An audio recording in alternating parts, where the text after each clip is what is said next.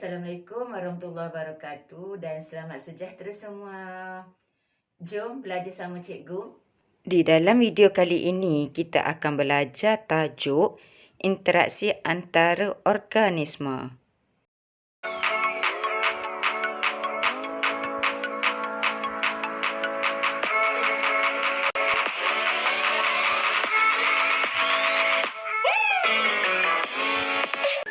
Intan simpati mangsa peragut, iaitu mutu kerana parah. Pneumonia apa tu ya? Jom kita belajar. Objektif pembelajaran berkomunikasi tentang contoh interaksi antara organisma hidup. Kriteria kejayaan yang pertama, menerangkan tentang simbiosis, mangsa-pemangsa, persaingan, mutualism, komensalism dan parasitism. Yang kedua, menjelaskan tentang kawalan biologi. Sekarang kita akan lihat interaksi antara organisma. Okey, tadi cikgu ada sebut pneumonia kan? Kejap lagi kita akan bincangkan dengan lebih lanjut. Sebelum itu, kita akan lihat interaksi antara organisma terdiri daripada simbiosis, mangsa-pemangsa dan juga persaingan. Okey, ada 3 ya interaksi. So, jenis interaksi antara organismanya ialah, kamu tengok dekat bawah ni macam yang atas tadi, simbiosis, mangsa-pemangsa dan juga persaingan. Mnemonik yang cikgu bagi tahu tadi, apa dia? Intan. Intan ni merujuk kepada interaksi. Ni interaksi ni ya. So, jenis interaksi lah. Okey. Intan simpati mangsa peragut iaitu mutu kerana parah. Okey, cikgu tambah dia iaitu tu tadi ya. Okey. Simpati merujuk kepada simbiosis. Mangsa-mangsa pemangsa. Right. Peragut persaingan. Okey, so sampai ke atas ni kamu susun. Intan simpati mangsa peragut. Okey, mutu dekat bawah ni dengan kerana dan parah ni mesti berada di bawah simbiosis. Sebab simbiosis ni ada 3 pula. Iaitu mutu ialah mutualism, kerana komensalism, parah, parasitism. Jadi untuk kamu menjawab soalan, okey, kamu susun dulu dari atas. Interaksi simpati ni ialah simbiosis, mangsa, mangsa-pemangsa, peragut, persaingan dan 3 yang bawah ni mesti berada di bawah simbiosis. Okey, mutu ni mutualism, kerana komensalism, parah, parasitism. Okey, so hafal mnemonik ni ya supaya kamu senang ingat. Jadi intan simpati mangsa peragut iaitu mutu kerana parah. Kita lihat simbiosis dulu. Apakah maksud simbiosis ni? Okey, simbiosis berlaku apabila 2 atau lebih organisma yang berlainan spesies hidup bersama-sama dan berinteraksi antara satu sama lain. Ingat ya, 2 atau lebih organisma. Okey, simbiosis terdiri daripada, okey, ingat tak formula tadi atau mnemonik tadi di bawah simbiosis tu siapa? Mutu kerana parah. Betul tak? Mutu kerana parah.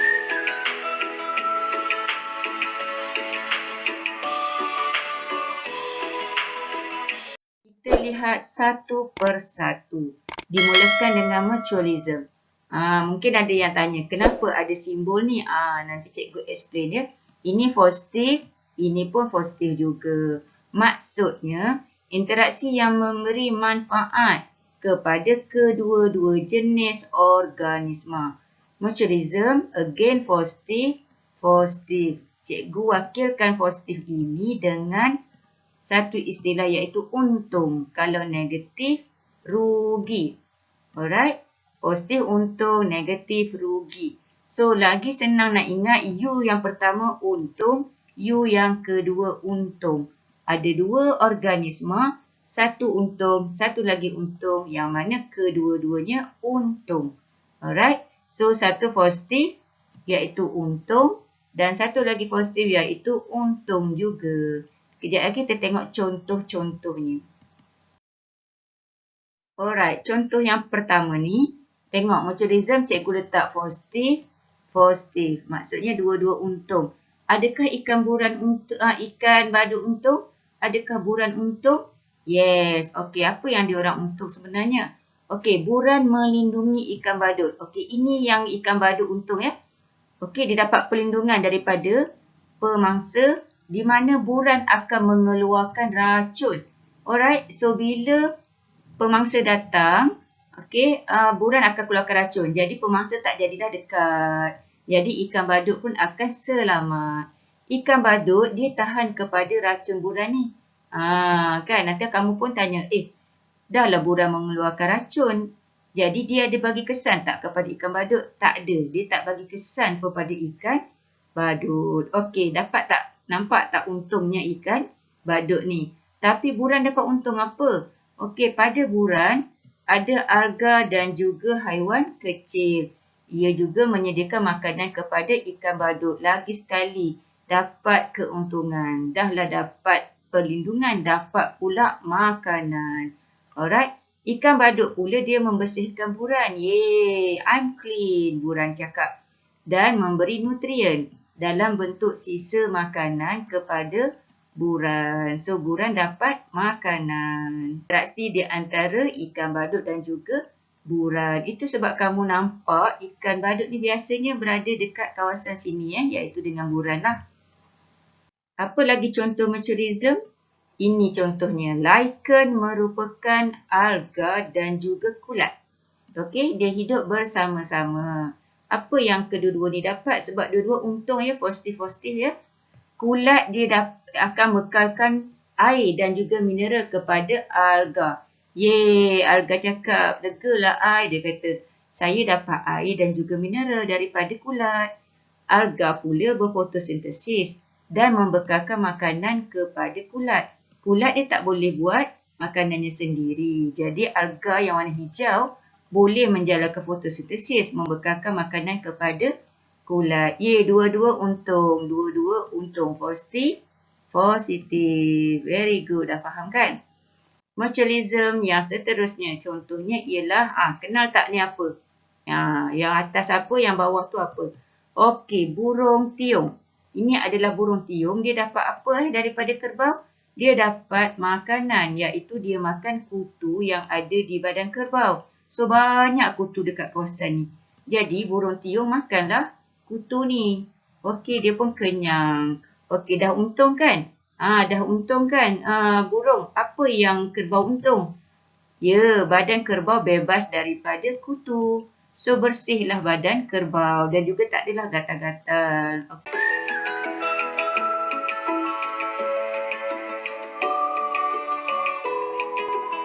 Interaksi yang seterusnya ialah commensalism. Tadi cikgu ajar positif dengan negatif je. Tapi sekarang cikgu letak positif kosong. Can you please guess? Satu untung, correct. Satu lagi? Tak untung, tak rugi. Zero, kosong. Interaksi di antara dua organisma yang memberi manfaat kepada satu organisma iaitu commensal tanpa memudaratkan ataupun menguntungkan organisma yang satu lagi iaitu perumah. Satu untung, satu tak dapat apa. Commensal ialah organisma yang dapat untung. Kita tengok contoh yang pertama. Ni ramai yang tahu kan ni ikan apa? Ikan remora. Okey, ikan remora ya, dia berada dekat sangat dengan jerum. Ikan remora iaitu commensal, dia melekat pada ikan jerung iaitu perumah. Dia dapat makanan daripada serpihan mangsa ikan jerung. Okey, ikan jerung ni dia makan ikan lain. Okey, ataupun mangsa dekat sini. So, bila dia makan, serpihan mangsa tu tadi akan mengikut aliran air dia turun ke bawah ni lah. So, nanti ikan remora ni makanlah sisa-sisa ataupun serpihan mangsa ikan jerung. So, dia duduk je sini dan dapat makanan. Ikan jerung ni dapat apa? Dia tidak untung dan juga tidak rugi. Okey, tidak untung dan tidak rugi. So, satu untung iaitu ikan remora. Tapi Jerome tidak untung dan tidak rugi. Kita tengok video ni. Okey, inilah interaksi antara ikan remora dan juga ikan Jerome. Okey, contoh yang seterusnya. Ini adalah pokok paku pakis langsui ataupun langsuya. Ada panggil langsuya atau langsui. Ia adalah commencer. Yang dapat untung tadi, dia menumpang di celah-celah dahan pokok iaitu perumah untuk dapatkan cahaya matahari. Kenapa dia tinggal tinggi ni? Nak dapatkan cahaya matahari untuk apa? Untuk menjalankan fotosintesis. Okey? Pokok paku pakis menjalankan fotosintesis. Jadi ada kesan tak kepada pokok yang ditumpang? Tak ada kesan sebab dia tak ambil nutrien pun. Okey, daripada pokok. So, pokok ataupun perumah ni tidak untung dan tidak rugi. So, zero. So, yang positif ni siapa? Yang positif ni ialah paku pakis. Yang kosong ni siapa? Yang kosong ni ialah pokok. Tak untung dan tidak rugi.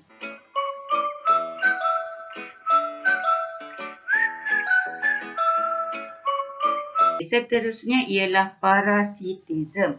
Cikgu letakkan simbol positif dan negatif. Can you guess? Yeah, yang positif ni untung, yang negatif ni rugi. Okey, apakah maksudnya? Interaksi yang menguntungkan satu organisma sahaja iaitu parasit atau parasit dan memudaratkan ataupun merugikan organisma yang satu lagi iaitu perumah. Ingat ya? Perumah rugi. So, parasit ialah organisma yang dapat untung, manakala perumah organisma yang dimudaratkan ataupun yang mendapat kerugian. Okey, contohnya. Ni. Ini ialah contoh apa ni? Cacing pita. Dia adalah parasit, hidup di dalam usus manusia iaitu perumah dan menyerap nutrien. Bahaya ya. Sebab apa? Sebab nanti kita akan kekurangan nutrien. So, yang positif ni siapa? Yang positif ni ialah cacing pita. Negatif siapa? Ya, yang negatif tu kita lah. Ni usus kita. Habis nutrien kita diserap atau diambil oleh cacing pita. Kutu ni adalah parasit. Dia untung bila dapat nutrien daripada darah yang dihisap. Okey, daripada kepala kita ataupun badan haiwan. Jadi yang positif ni siapa? Yang positif ni ialah kutu. Okey, dia dapat nutrien daripada darah. Dan yang negatif ni siapa? Yang negatif ni ialah manusia. Manusia atau haiwan akan kehilangan darah.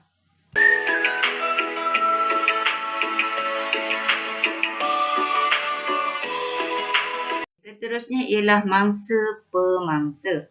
Nampak tu haiwan apa tu ya? Melibatkan satu organisma yang makan organisma lain. Keywordnya kat sini ialah makan. Okey, mangsa ialah organisma yang dimakan oleh pemangsa, manakala pemangsa pula organisma yang memburu organisma lain sebagai makanan. Jadi dekat sini siapakah mangsa? Mangsa ialah ni, rusa, dan pemangsa ialah cheetah. Okey, cheetah ni ialah pemangsa. Mudah kan? Ini ialah apa? Ya, inilah burung hantu dan dia adalah pemangsa. Manakala haiwan ini iaitu tikus adalah mangsa. Okey, tikus kena makan dengan burung hantu.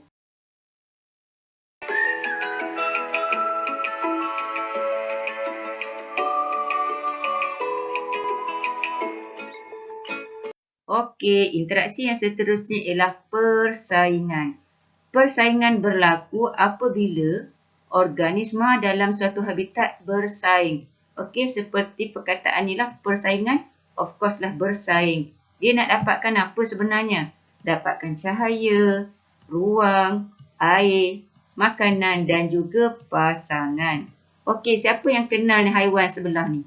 Takkanlah tak kenal kan? Okey, singa ni dia tengah bersaing ni nak dapatkan apa? Alright, boleh jadi nak dapatkan makanan ataupun pasangan hidup. Ni apalah yang dibuat oleh rusa ni? Nampak? Okey, tengah duk fighting ni. Nak dapatkan apa ni? Maybe nak dapatkan makanan ataupun pasangan. Okey, contoh persaingan yang seterusnya ialah pokok-pokok tumbuh tinggi. Nampak kan dia meninggi naik ke atas. Sebab apa dia meninggi ni? Kerana bersaing untuk mendapatkan cahaya matahari.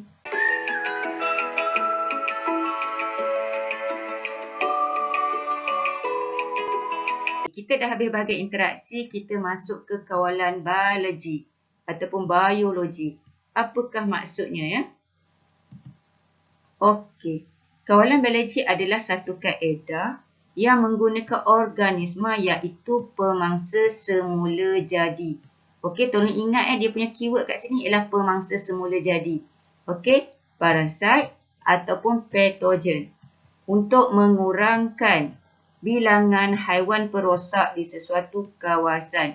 Okey, ada satu kawasan ada banyak tanaman, dekat situ ada haiwan perosak dan kita kena guna pemangsa semula jadi, parasit ataupun patogen untuk kurangkan bilangan haiwan perosak. Okey, burung hantu dipelihara di mana? Di ladang kelapa sawit untuk mengawal populasi tikus. Kenapa? Apa masalah tikus di ladang sawit? Tikus ni dia merosakkan buah sawit. Buah sawit tu digunakan untuk apa? Untuk minyak. Minyak masak di rumah kita tu. Nak goreng ayam, ikan. Jadi pengeluaran, okey, buah sawit berkurang. Jadi minyak masak nanti akan berkurang lah. Maka kita peliharalah burung hantu ni supaya mengawal populasi tikus. Kenapa ikan gapi adalah pemangsa okey kepada jentik-jentik di dalam kolam. Kenapa nak kena kawal jentik-jentik? Ya, dia akan jadi nyamuk Aedes dan akan menyebabkan demam denggi. Contoh yang seterusnya, kenal tak ni apa? Ini adalah siput. Okey, siput ni dia buat apa di ladang? Di sawah padi. Okey, dia makan. Okey, makan ni padi-padi, daun-daun ni. So, itik diternak di sawah padi untuk makan perosak seperti siput dan juga serangga. Kalaulah siput ni makan padi-padi ni, pengeluaran beras pun berkurang. Macam mana kita nak masak nasi kan? Bila pengeluaran beras berkurang. Jadi mestilah kawal populasi. Kenal tak ni apa? Ladybird. Yang ni biasa kenal, yang ni tak kenal. Apa benda ni? Ini adalah aphid. Okey, aphid ni dia merosakkan tanaman ni. Selalu ada je dekat pokok mangga. Okey, dia merosakkan tanaman. Dia makan daun-daun tu juga. Okey, kumbang kura-kura dia makan aphid. Make sure your spelling is correct. A-F-I-D. Okey, iaitu perosak tanaman. Kita lihat apakah kelebihan kawalan biologi. Kelebihan dia mesra alam. Sebab apa? Sebab tak guna pestisida ataupun bahan kimia. Pestisida ni adalah racun serangga.